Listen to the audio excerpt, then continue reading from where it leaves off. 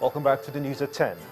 The Ogun State Governor Ibukunle Amosun has once again expressed his displeasure over the ongoing distribution of permanent voter cards in the state. Addressing party supporters at his campaign tour of Ipokia local government area, Governor Amosun challenged the Commission to be more responsible and responsive to the plight of the residents on the matter. He also promised to intensify efforts at bringing development to the grassroots if re-elected.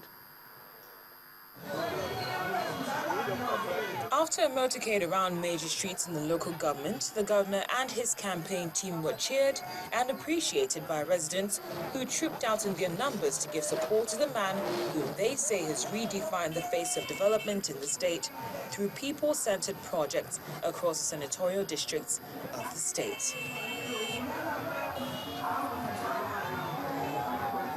He promised and he delivered. That is enough. In the area of security, in Ogun State today, we sleep with our two eyes closed. Then when you talk of education, talk of road construction, that is superb. And that is why I'm appealing to all the people of Ogun State to let us give support, to continue to support him, so that the mission to rebuild Ogun State will continue. The quality we are having in our governor, this day, Governor Ibukunle Amosun, is what we have not experienced in the past people that have led us before. Party supporters at the rally, which rounded off his campaign visit to the local government, the governor admonished residents to vote for the All Progressives Congress and its candidates, both at the state and federal levels. But he seemed not too happy with the ongoing distribution of the PVC in the state.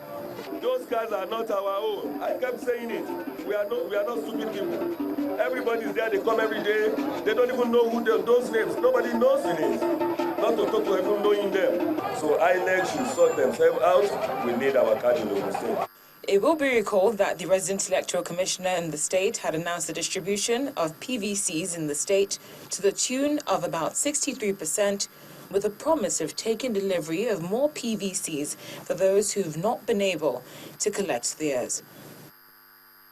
The Nasarawa state government has resolved to source an overdraft of over 522 million naira to augment allocations from the Federation account to pay outstanding salaries of local government staff.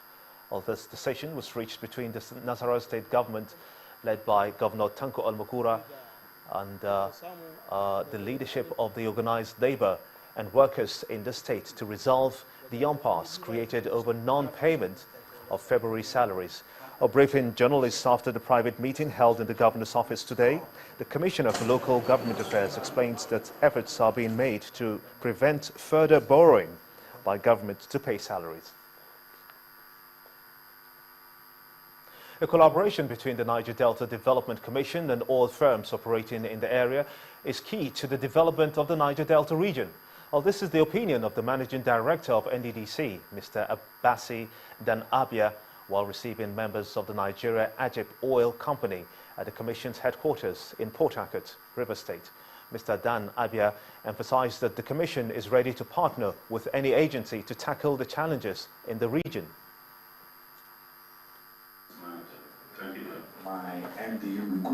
It's a meeting of the management of the Niger Delta Development Commission, NDDC, and the Nigerian Ajib Oil Company, NAOC. The oil companies are the Commission's headquarters to discuss avenues of contributing towards developing the Niger Delta region. I came on board starting 2014, and we had a challenge here last year with a lot of issues that luckily we overcome. We are still coping with them, but now it's time also to look on our future together and to establish a fruitful collaboration and a common agenda in order to tackle with the challenges that we all together face every day. Acknowledging the challenges that abound in the region, the NDDC boss reminds them of how the collaboration will promote peace.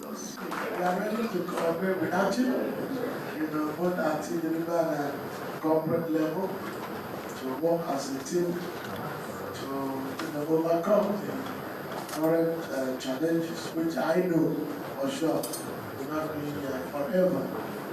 Be reassured that NDDC is ever ready to collaborate with any stakeholder in general policy. The partnership is sealed, and more of this, the NDDC believes, will help to bring more development to the Niger Delta region. While Nigeria grapples with providing power supply, the Lagos state government is already demonstrating that with steady power supply, it can deliver to the people as another independent power project comes on stream. The 8.4 megawatts Peninsula Integrated Power Plant, Lekki, is expected to provide 24-hour uninterrupted electricity to public infrastructure in the Lekki-Ikoyi Victoria Island axis. Our correspondent, Kevin Obetan, reports. This is what it looks like. The Peninsula Integrated Power Project, strategically located in the heart of Lekki. With an installed capacity of 8.4 megawatts, the IPP is designed to power 3 waterworks and 25-kilometer public lighting within Lekki, Victoria Island, and the Lekki-Ikoyi Bridge. I cut this tape to commemorate the commissioning of the Peninsula Independent Power Project. Before the commissioning, Governor Babatunde Fashola explains to guests what his administrations hope to achieve with the project. This thing is clear to me. We pursued projects like this to demonstrate that power can be generated. So if the owners of Eko-Disco sign an agreement with me today, your residences will have power within no longer than 6 to 8 months. It's possible. Besides, the project is meant to meet environmental challenges. We plan the captive power to solve a captive power plant to solve specific challenges, some of which are the high cost of fueling multiple generators to power government establishments, noise pollution, environmental hazards resulting from carbon emissions. Within 5 years, the state has successfully commissioned 5 independent power plants with a combined power output of 47 megawatts for public facilities in different parts of the state. One of the roads whose street lights will be powered by the Peninsula IPP is Glover Road, Ikoyi.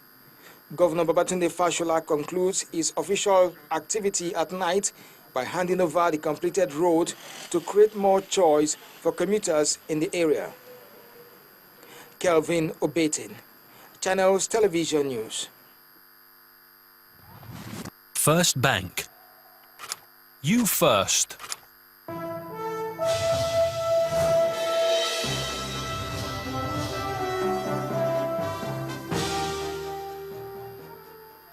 Welcome to Business News. The Central Bank of Nigeria and the Nigerian Deposit Insurance Corporation have disagreed over some proposed amendments to the NDIC Act 2006. At a public hearing organized by the Senate Committee on Banking and Insurance, the CBN pointed out that the proposed amendments to the Act could usurp some of its core mandates and make the NDIC a parallel regulator for banks while also creating overlapping regulatory responsibilities for the NDIC. But the NDIC insists that it is seeking the amendments to ensure safety and soundness in the banking system. The chairman, Senate Committee on Banking, Insurance and Other Financial Institutions, Basio II, explained that the repeal and reenactment is targeted at revitalizing and enhancing the operational framework of the nation's financial institutions. I don't want anybody living here believing that there are wide differences between Central Bank and the NDIC. If we look at it, we will see that the gap is just very tiny. And of course, in a democracy, there must be disagreements.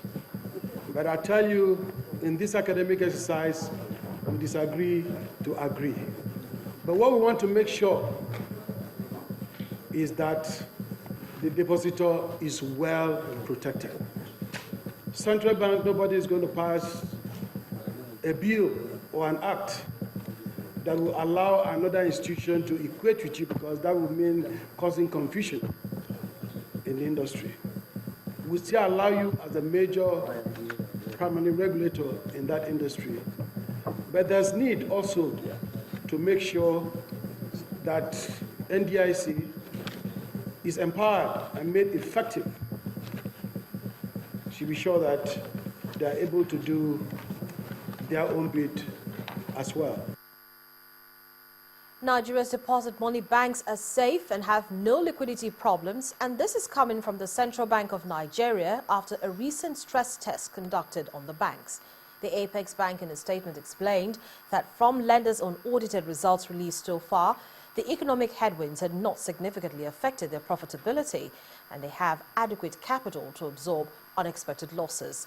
This is the second time a stress test has been conducted on Nigerian banks. The first time was in June 2009 and was carried out by the former CBN governor, Sanusi Lamido. Our key indicators at the Nigerian equities market started the week positive as persistent demand in the financial services sector helped sustain the bullish momentum from Friday last week. And Wanwodo reports.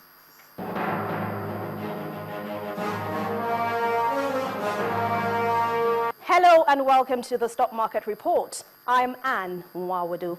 Trading at the equities market resumed the week on a positive note as key benchmark indicators closed northward. Boosted by medium cap and financial services equities, the all-share index tweaked up by the curve by 0.47% to close at 31,195.93.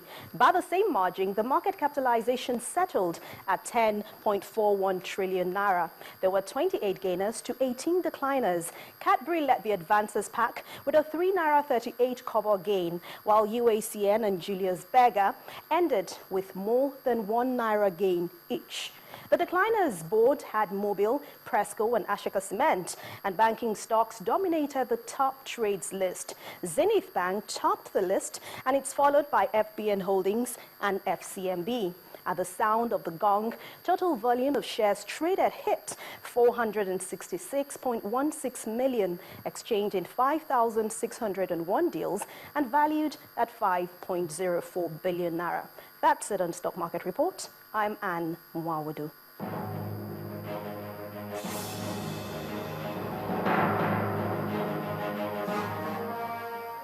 Thank you, Anne, and that's it on Business News. We end Business News tonight with a quick check on some of those major markets we track here on Business News. I'm Harriet Agbeyi.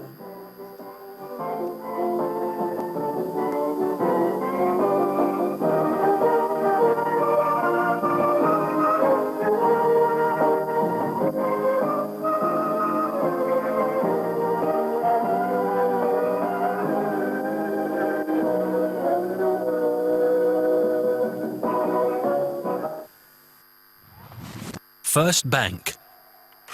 You first.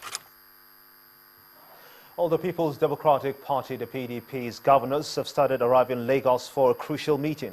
The governors of Akwa Ibom, Ekiti, Katsina, Nasarawa, Bayelsa are among those who have arrived already. While speaking on the sidelines of the Governors Forum, the chairman of the forum, Governor Godswill Akpabio, said the meeting is a regular one to address issues affecting the forthcoming elections. He sounded very confident, though, that their presidential candidate, President Goodluck Jonathan, will emerge winner. Governor Akpabio also said that if card readers are being tested in March for elections that should have been held in February, it was only instructive on who really postponed the elections.